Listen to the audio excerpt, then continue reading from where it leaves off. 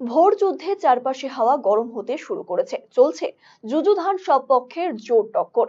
প্রচারের ময়দানে সরগরম হতে শুরু করেছে ৩ দফায় ভোট গ্রহণ উত্তরবঙ্গের ৮টি লোকসভা কেন্দ্রে। ২৬শে এপ্রিল দ্বিতীয় দফায় ভোট উত্তরবঙ্গের ৩টি কেন্দ্র দার্জিলিং, রায়গঞ্জ এবং বালুরঘাট লোকসভা কেন্দ্রে। ৭ই মে তৃতীয় দফায় ভোট গ্রহণ মালদহ উত্তর এবং দক্ষিণ লোকসভা কেন্দ্রে। ভোটের হাওয়া গরম হতেই আমরা আপনাদের সামনে রাখছি প্রার্থীদের প্রচার নিয়ে নানা কোলাজ প্রচার সরগরম। উত্তরবঙ্গের আরো ২ লোকসভা মালদহ উত্তর এবং মালদহ দক্ষিণ। ৭ই মে তৃতীয় দফায় ভোট গ্রহণ হবে এই ২ কেন্দ্রে। প্রথমে নজর রাখবো মালদহ উত্তর লোকসভা কেন্দ্রের দিকে। এই কেন্দ্রে বিজেপি প্রার্থী গতবারের সাংসদ খগেন মুর্মু। ইতিমধ্যে এলাকায় এলাকায় জোরদার প্রচার শুরু করেছেন বিজেপি প্রার্থী খগেন মুর্মু।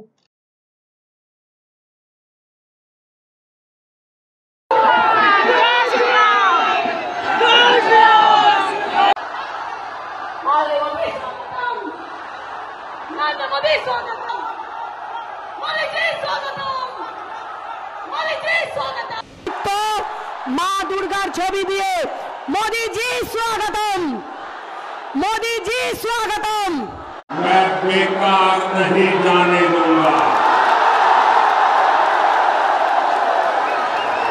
आप जो एक ताप में तप रहे हैं, मैं विकास करके आपके प्यार को लौटाऊंगा। अब मेरी प्रार्थना है, अगर आप शांति से सुनोगे। भारत माता की खगेन मुर्मू जिंदाबाद, खगेन मुर्मू जिंदाबाद। माता के भारत माता के नरेंद्र मोदी जिंदाबाद। दायित्व बोली ভোট ভোট ভোট দেবেন কোনখানে। মালদহ উত্তর কেন্দ্রে তৃণমূল কংগ্রেস প্রার্থী প্রাক্তন আইপিএস প্রসূন বন্দ্যোপাধ্যায় প্রশাসনিক শীর্ষ পদে থাকার পর এবার তিনি অবতীর্ণ রাজনীতির ময়দানে। চালাচ্ছেন জোর কদমে ভোট প্রচার।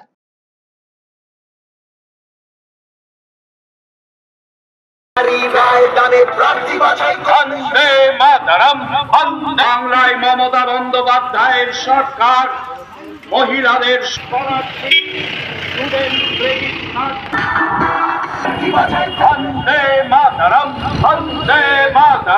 মমতা বন্দ্যোপাধ্যায়ের সরকার বাংলার মহিলাদের রক্ষা, ছাত্র ছাত্রীদের সবুজ সাথী পড়াশোনাটা জিন্দাবাদ জিন্দাবাদ, মমতা বন্দ্যোপাধ্যায় জিন্দাবাদ।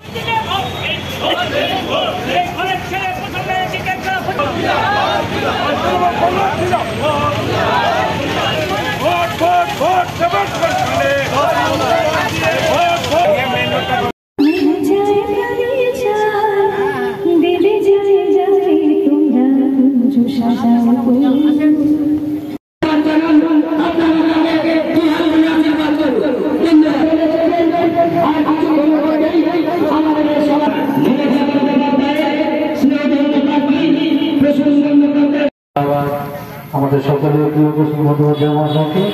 আমার আপনার ভবিষ্যতের গন্তব্যস্থল হচ্ছে ডিটেনশন ক্যাম্প বানিয়েছেন কে? আর পাশের রাজ্য আসামের একজন নেতা আছেন, নিজেকে নর্থ ইস্টের বিরাট একজন আরেকটা জমিদার ওখানকার নর্থ ইস্ট। মালদহ উত্তর কেন্দ্রে বাম কংগ্রেস আসন সমঝোতায় প্রার্থী দিয়েছে কংগ্রেস। কংগ্রেস প্রার্থী মোস্তাক আলী প্রচারের ময়দানে এক চুলো জমি ছাড়তে নারাজ। পাল্লা দিয়ে চালাচ্ছেন ভোট প্রচার।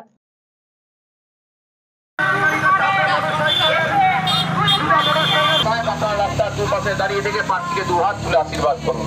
যারা রাস্তার দুপাশে দাঁড়িয়ে আছেন তাদের উদ্দেশ্যে বলতে চাই, মা বোনদের অ্যাকাউন্টে 1 লক্ষ টাকা করে দেওয়া হবে মাসে। পিছনে কিছু মোটরসাইকেল থাকবে, তারপরে পিছনে থাকবে আমাদের কাবার কিছু শাসক, 1জন 2জন লিডার হবে।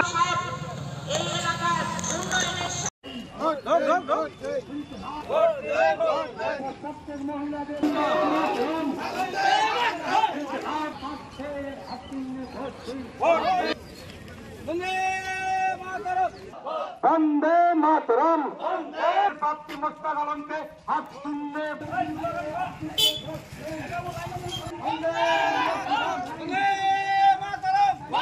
আজকে আমরা হবিবপুর ব্লকের বিভিন্ন অঞ্চলে আমরা পরিক্রমা করব।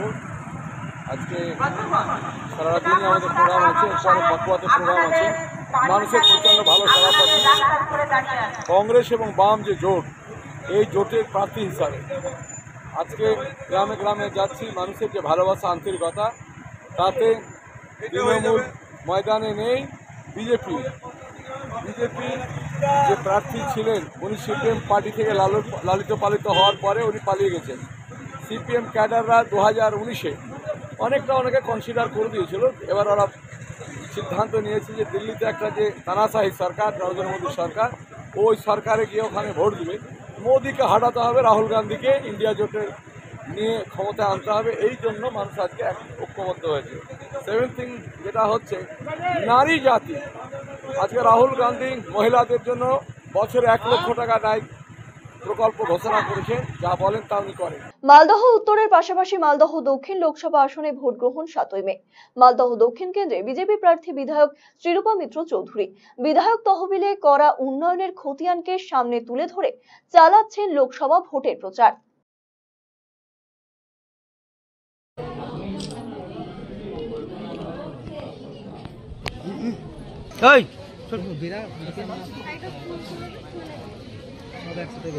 চলবে না।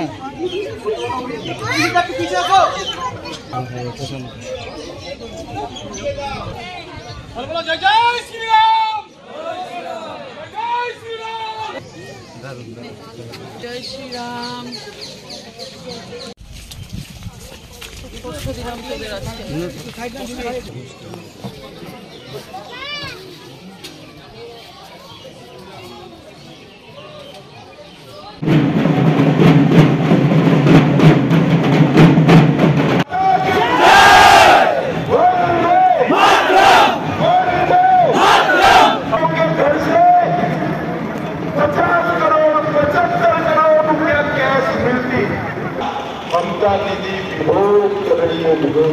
ये बताओ भाइयों बहनों, सीए आना चाहिए या नहीं आना चाहिए?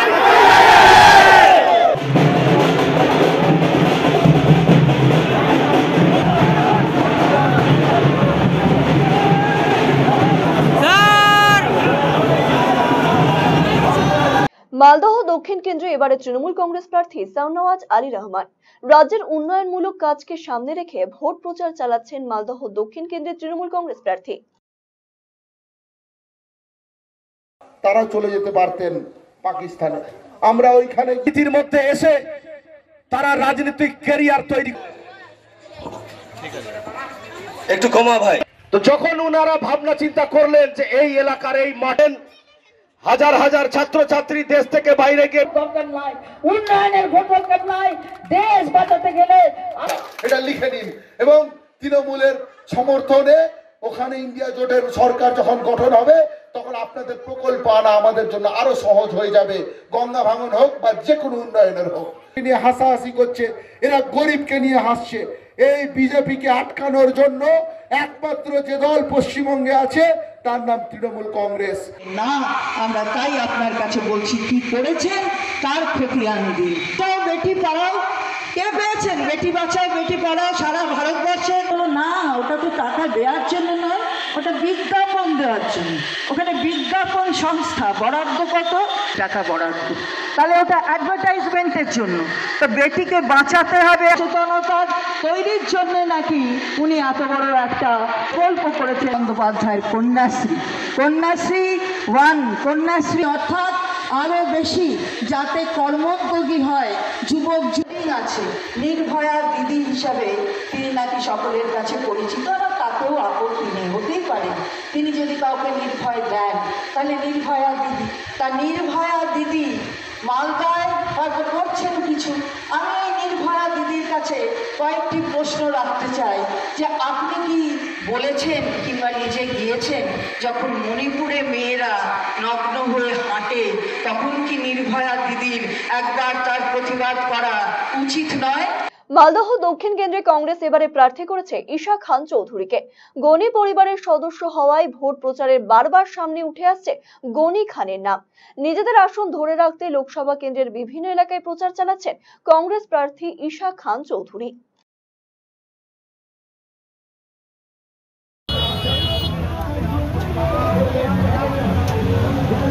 স্মৃতি আছে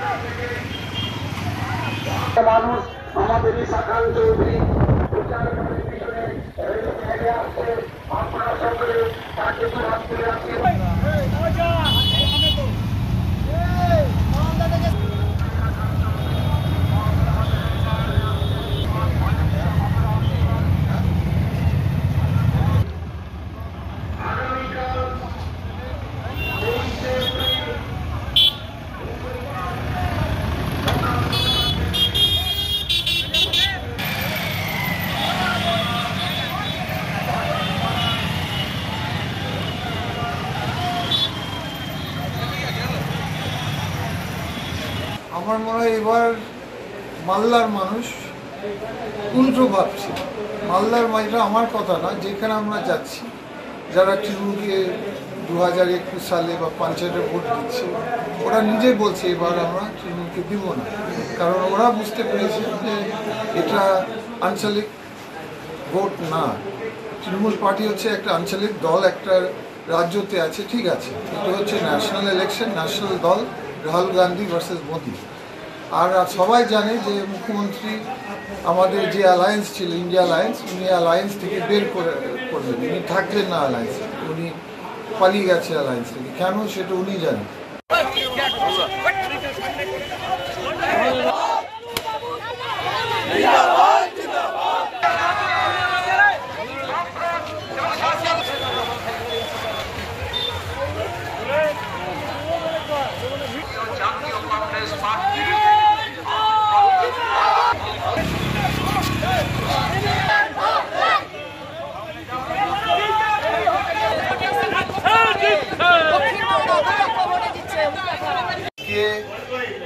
প্রায় মন্ত্রপুরে 7,000 লোকরা মিছিল করেছে, খুবই সুন্দর মিছিল।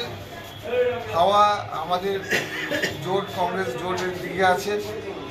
ডালবাবুও মিছিলের মধ্যে হাজির ছিলেন এবং আমাদের দিল্লি থেকে আমাদের এআইসিসি জেনারেল সেক্রেটারি গোলাম মীর এবং সেক্রেটারি বিপি সিংও ছিলেন।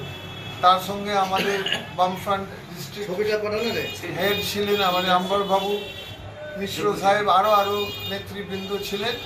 খুবই সুন্দর হলো। আমাদের যেখানে একটা মিছিল হলো 7,000, আমি শুনেছি যে সুজাপুরের কনস্টিটিউয়েন্সি আজকে মুখ্যমন্ত্রী ছিলেন মাত্র 2,000 লোক। তো হাওয়া কোন দিকে আমার মনে হয় এটাই মানুষ বুঝে যাবে। প্রচার সরগরম এখনকার মতো এ পর্যন্তই। আগামীকাল আবারও আপনাদের সামনে নিয়ে আসবো বিভিন্ন দলের প্রার্থীদের ভোট প্রচারের কিছু খণ্ডচিত্র প্রচার সরগরমে। ততক্ষণ সঙ্গে থাকুন আর দেখতে থাকুন RCTV সংবাদ। নজর রাখুন আমাদের ফেসবুক পেজ এবং ইউটিউব চ্যানেলে। নমস্কার।